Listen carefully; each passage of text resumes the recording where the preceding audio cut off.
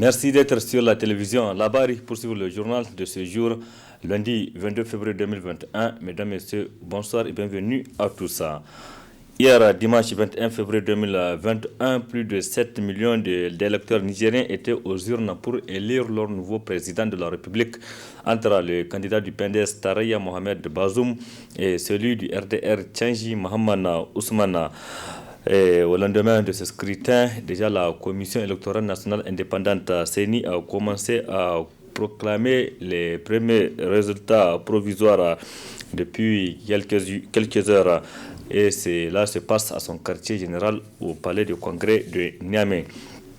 Selon toujours les premiers résultats proclamés par la Commission électorale nationale indépendante, les deux candidats sont à côte avec une légère avance du Mohamed Ousmane du RDR Tchangi, et les résultats continuent toujours à être diffusés au fur et à mesure qu'ils parviennent à la Commission électorale nationale indépendante. Pendant ce temps, dans les deux camps des candidats, Alice l'on reste optimiste et les représentants de ces deux candidats à la Commission électorale nationale indépendante CENI suivent de près tous les résultats transmis à la Commission électorale nationale indépendante avant la diffusion. Reportage Ismaël Moumouni et Chebou Guissou. 13h. Jusqu'à présent, les directeurs de campagne sont toujours absents au QG de leur formation politique. Ni Maman Sani Issifou, ni Falke Bachorou étaient présents dans leur bureau. Néanmoins, les représentants à la CENI des deux candidats sont présents au centre de diffusion des résultats de la CENI bien avant le début de proclamation des résultats.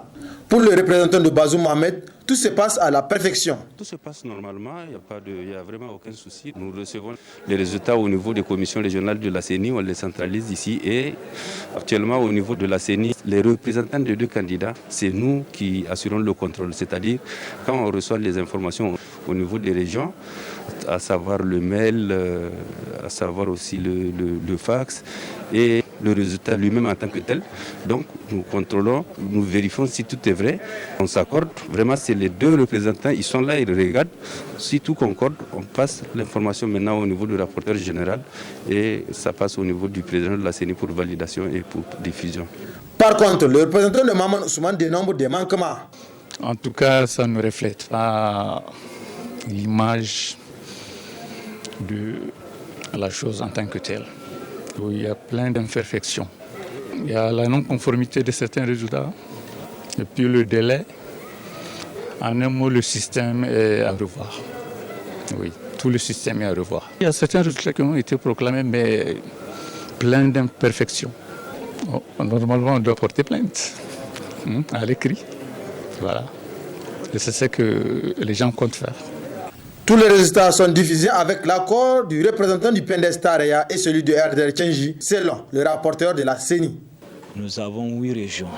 Au niveau de chaque région, il y a 2 membres de la CENI dédiés au niveau de cette région pour recevoir les résultats de toutes les communes de la région. Maintenant, après les tables de réception des résultats, il y a la table de contrôle qui est composée des rapporteurs de la CENI et de représentants des candidats. Donc quand les tables reçoivent les résultats, elles amènent au niveau des tables de contrôle pour procéder au contrôle. Maintenant, après le contrôle, elle transmet ces résultats, la table transmet ces résultats au niveau de l'équipe informatique qui procède à la vérification. Si tout est OK, tout est bon, maintenant les résultats reviennent au niveau du rapporteur général qui met bon à diffuser et on envoie au président de la CENI pour qu'il procède à la proclamation de ces résultats. La Commission électorale nationale indépendante CENI a 5 jours pour proclamer les résultats.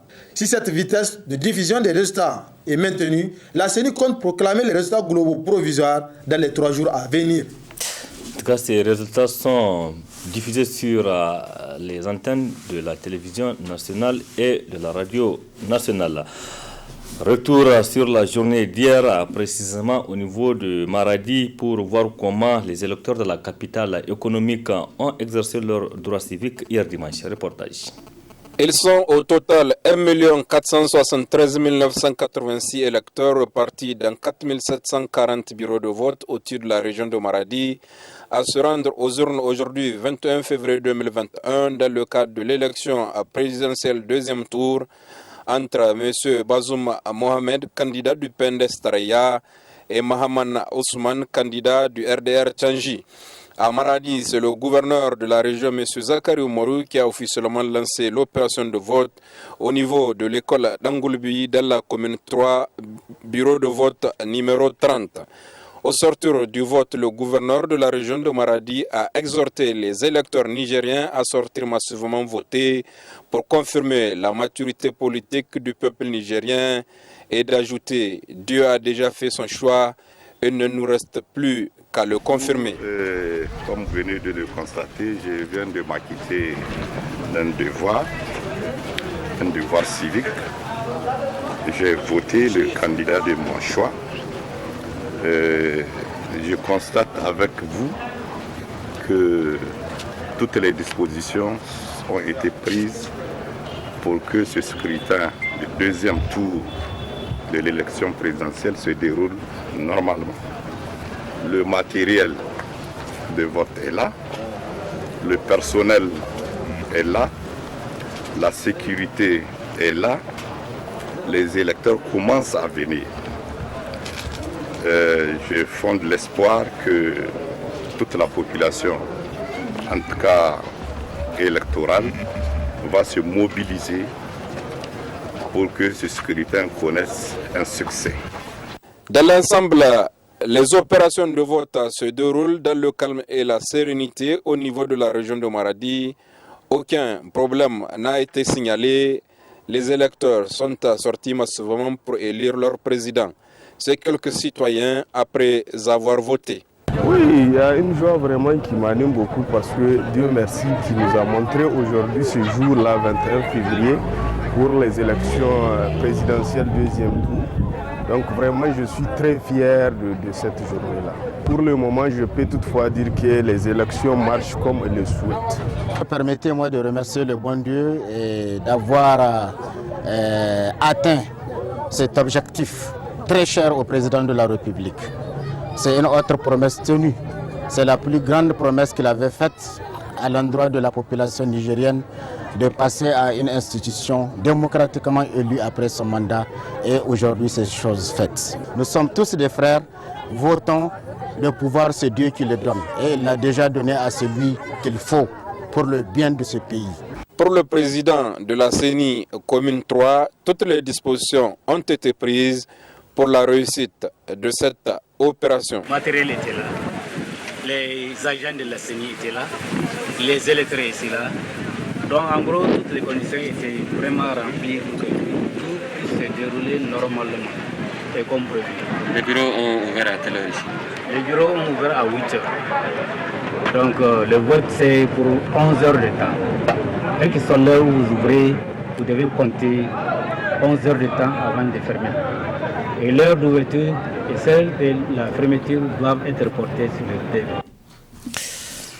Cette élection, deuxième tour, élection présidentielle, donc s'est déroulée dans un contexte sécuritaire peu tendu, notamment dans la région de Tillabéri, où un véhicule transportant des agents de la Commission électorale nationale indépendante CENI a sauté sur une mine, faisant malheureusement 7 morts et 3 blessés. Cet acte terroriste a-t-il impacté les opérations de vote dans la région de Tillabéri? Cette question a été posée par nos confrères du studio Kalangou à Mustafa Kadi, il est observateur. Nous déplorons ce triste événement. D'ailleurs, vous me donnez l'occasion de présenter nos condoléances les plus émues aux familles et à toute la nation. Et nous souhaitons également un prompt rétablissement aux blessés. C'est dommage que cela survienne au cours d'un processus électoral. Mais après examen, nous pouvons affirmer que cet acte isolé ne peut en aucun cas entacher le processus électoral qui s'est d'ailleurs bien déroulé, comme je vous le dis. Nous pouvons le citer d'ailleurs parmi les cas isolés dans un pays comme le nôtre, confronté à toutes les situations sécuritaires que vous connaissez. Ça peut arriver, mais c'est très regrettable. Et nous demandons une fois encore aux autorités compétentes de veiller à la sécurisation des biens et des personnes dans notre pays. En dehors du triste événement survenu à Dargol, il y a eu des attaques dans la localité de Banubangou où des bureaux ont été saccagés. À l'arrivée des FDS, les dispositions ont été prises et le stock du matériel a été remis à sa place. Les gens ont voté plus tard normalement. Il y a eu aussi une attaque dans la localité de Filengue, c'est de la commune de Filengue. Les bandits armés non identifiés sont arrivés, ils ont attaqué le bureau de vote, ils ont saccagé le matériel électoral. Fort heureusement, les choses étaient remises en forme plus tard et les électeurs ont pu voter grâce à la présence des forces de l'ordre. Et d'ailleurs, vous allez me permettre de saluer tous les efforts qui ont été déployés par rapport à la sécurisation du matériel et du personnel électoral. Donc, cette élection du dimanche, hier, donc du dimanche de 21 février 2021, plusieurs observateurs étaient déployés sur le terrain pour observer, pour superviser le scrutin. C'est l'exemple ceux de la cellule de veille électorale qui a déployé quelques 500 observateurs sur le terrain sur l'ensemble du territoire national. Tous ces observateurs ont déposé leur rapport, ce qui a permis à la cellule de veille de dresser son rapport général sur les opérations du vote du dimanche 21 février. Des recommandations ont été formulées. Les observateurs déployés par WANEP Niger étaient présents à l'heure officielle d'ouverture à 8 heures. Sur les 320 bureaux de vote ouverts, 191 ont ouvert à l'heure, soit 59,32%, contre 129 qui ont ouvert à retard, soit 40,06%. À Niamey, arrondissement communal 3, au quartier Banifandou, bureau de vote numéro 122, et à Agadez, Tirozerine, dans le centre école à Balam 1, bureau de vote numéro 74. Donc tous ces bureaux ont ouvert à 8h55. Selon les données recueillies par les observateurs terrain, le plus grand retard a été enregistré à Grain Issa, dans la région de Tawa, commune 1, bureau de vote 72, où le bureau a ouvert à 10 heures. Les électeurs ont exécuté leur devoir civique en venant déposer dans le calme leur bulletin unique dans les urnes. Petit 2, déroulement du scrutin. Dans la plupart des bureaux de vote couverts par les observateurs de WANEP Niger, l'aménagement des bureaux permettait la fluidité du vote des électeurs. Les scellés étaient correctement mis aux urnes et les électeurs ont accompli leur devoir civique suivant les procédures légales de vote. Petit 3, matériel électoral. Contrairement au premier tour, le matériel était disponible en quantité suffisante dans la plupart des bureaux de vote visités. À l'instar de l'ouverture du scrutin, les opérations de fermeture et de dépouillement se sont déroulées dans un climat de sérénité.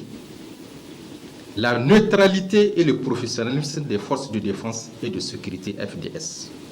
Recommandation au gouvernement de tout mettre en œuvre pour créer un climat social apaisé. d'ouvrir le dialogue avec tous les acteurs concernés, de créer les conditions favorables à une réconciliation nationale durable, de réviser le code électoral pour tenir compte des manquements constatés sur le terrain en lien avec les modalités des réclamations pour des bureaux de vote qui n'ont pas fonctionné. À la Commission électorale nationale indépendante CENI de veiller au respect des lois et règlements de la République du Niger, de s'assurer que chaque bureau de vote a bien fonctionné, de veiller et de s'assurer de l'effectivité du fonctionnement du bureau de vote avant de prendre en compte les PV qui en sont issus. Centraliser et proclamer les résultats globaux provisoires tels que issus des urnes, d'agir dans le strict respect du cadre légal. Aux forces de défense et de sécurité de maintenir l'ordre dans le cadre légal et le strict respect des droits humains. Aux institutions de protection et de promotion des droits humains et des organisations de la société civile d'assumer les devoirs de leur charge en cas de violation des droits humains. Aux médias et presse en ligne de respecter l'éthique et la déontologie du métier du journaliste. Aux utilisateurs des réseaux sociaux de vérifier les informations avant de les relayer sur les réseaux sociaux afin d'éviter la propagation des rumeurs et des fausses nouvelles. Voilà, c'était là donc, une partie de conclusion des observateurs de la cellule de veille de WANEPA. Une autre structure qui a aussi déployé des observateurs sur le terrain, c'est l'Observatoire du processus électoral OPEL. Du retour donc sur les élections, l'OPEL a dressé la situation dans un communiqué de presse que je vous donne la teneur. Les informations rapportées par nos 500 observateurs déployés dans les 8 régions du Niger, ainsi que les appels vérifiés des citoyens engagés sur notre numéro d'alerte nous permettent de dire que le scrutin du deuxième tour des élections présidentielles du 21 février s'est déroulé dans le calme malgré quelques irrégularités et violences. Des bureaux de vote ont ouvert en retard, notamment dans les communes d'Ayoru, de Kokoru, dans la région de Tillabéri. Certains bureaux de vote de cette dernière commune n'ont pas ouvert avant 13 h. Dans la commune rurale de Djangourou, tout comme au premier tour, plusieurs bureaux de vote n'ont pas fonctionné à cause de l'inaccessibilité de la commune située en zone d'insécurité. 13 urnes sur 74 n'ont pas été acheminées jusqu'au centre de vote précis à Opel. Dans la région de Difa, du fait de l'insécurité et du manque de la sécurisation des locaux et des membres des bureaux de vote, les opérations électorales n'ont pas pu se dérouler de manière optimale, même notamment concernant la durée d'ouverture des bureaux de vote. Un convoi de la CENI communale de Guesquerou a également été attaqué par des membres présumés de Boko Haram, faisant un mort et 7 blessés, précise Opel. Plusieurs attaques contre les bureaux de vote, notamment dans les communes de Bankilare et de Filengue dans la région de Tillabéri, où un véhicule de la CENI a roulé sur une mine dans la commune de Dargol, faisant 7 morts et 2 blessés. Et donc, quelques violences ont également éclaté entre la population et des membres des bureaux de vote, par exemple dans les communes de Bani Bangou ou Zandera Kata. Dans la région d'Agadez, les représentants du RDR Tchangi précisent à Opel qui devait siéger en tant que président et secrétaire ont été renvoyés de tous les bureaux de vote de la commune d'Adarbi Sanata. Dans les localités d'Amagzar Makaran et Chimisgidat, dans la région de Tawa, des délégués de la coalition Kappa 21 ont été attaqués et menacés avec des armes à feu, les forçant à faire demi-tour. Le vote s'est déroulé sans leurs représentants et délégués. L'OPEL tient à rappeler que selon l'article 80 du Code électoral, la composition des bureaux de vote doit refléter la représentation des partis politiques. De nombreux achats de conscience ont été également relatés, comme dans la région de Maradi, où certains électeurs ont échangé leur vote ou leur carte d'électeur contre des savons ou des sommes d'argent précises Opel. Des faux bulletins ont été également des faux bulletins de vote ainsi que des bulletins de vote pré-remplis en faveur du PNDS Tareya ont également été distribués dans la commune de Dabaga, dans la région d'Agadez. Des militants du même parti ont continué les campagnes électorales la veille et le jour du vote dans les régions de Dosso et Niamey. Certains étaient même présents à l'entrée de plusieurs centres de vote pour influencer les électeurs de leur choix, notamment dans les écoles rive droite 1 et 2 à Niamey, indique Opel. Dans la région des Anders, les représentants de la CENI au sein de communes ont cessé de délivrer des autorisations de vote, empêchant ainsi des électeurs en déplacement de voter dans un autre bureau de vote.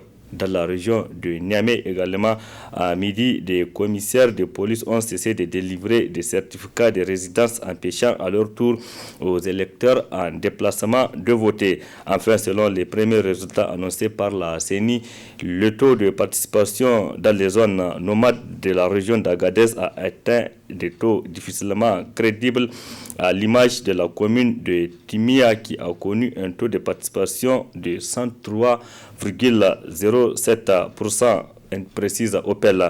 Opel tient à présenter ses condoléances aux familles de 8 membres de la Commission électorale nationale indépendante CENI décédés le jour du scrutin et a également des pensées pour les blessés. Pour conclure, Opel félicite les Nigériens pour leur engagement dans ce scrutin qui s'est déroulé de manière pacifique. Il tient à les encourager à rester attentifs jusqu'à la fin de la compilation des résultats et de continuer à remonter toutes les irrégularités constatées au numéro d'alerte 85 98 80 80. Toutes les informations récoltées au cours du processus électoral seront compilées dans un rapport qui sortira à la fin de la semaine, précise à Opel. Donc c'est un communiqué signé en date du 21 février 2021 par l'Observatoire du processus électoral. Autre mission d'observation, c'est celle de la SENSAD qui a également déployé des observateurs sur le terrain. Au terme de la journée d'hier, cette mission du SENSAD a également brossé la situation de la journée. Si la technique est prête, nous pouvons suivre le résumé de leurs observations. De maintenir le dialogue politique inclusif dans l'intérêt de la paix, de continuer à œuvrer au renforcement des libertés publiques et individuelles, ainsi que l'exercice du droit de vote de manière libre et égalitaire, d'encourager et de promouvoir le genre dans les processus électoraux, de poursuivre la formation, l'éducation à la citoyenneté et au civisme, de poursuivre ses appuis matériels et financiers à la Commission électorale nationale indépendante et à toutes les structures impliquées dans l'organisation des élections en vue de leur professionnalisation continue.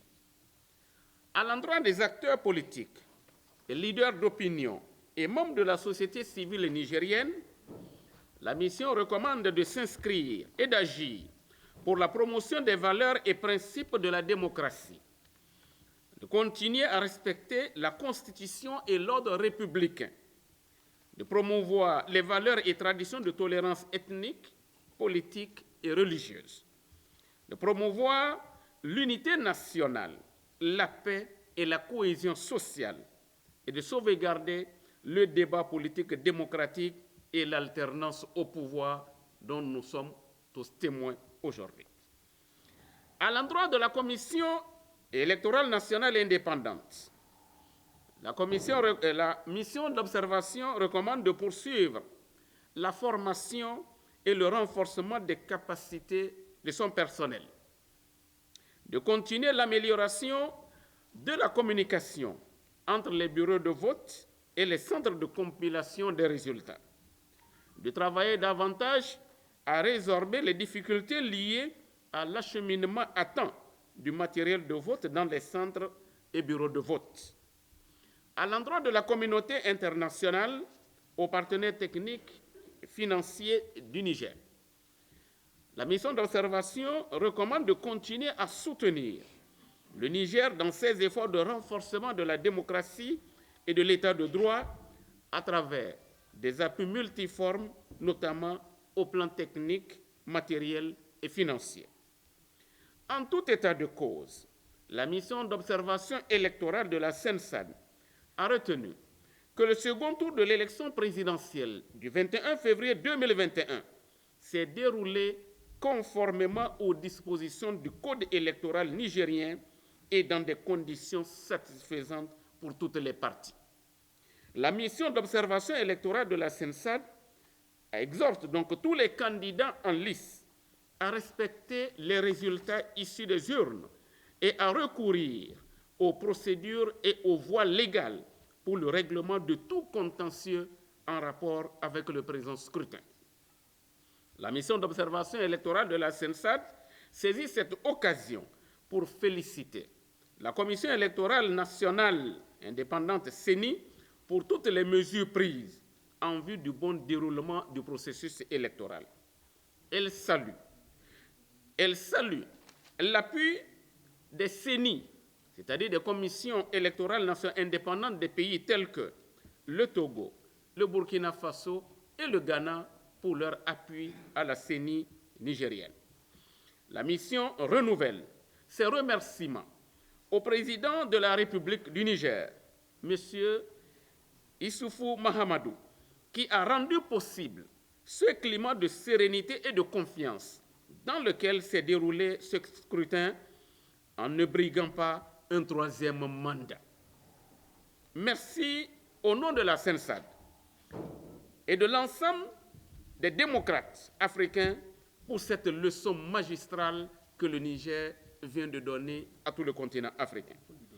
Nous formulons le vœu ardent que ce beau cadeau que fait le peuple nigérien reste profondément gravé dans les esprits et continue d'éclairer pour longtemps le chemin vers la démocratie pour des générations et des générations. Merci de votre aimable attention. C'est la fin de cette édition.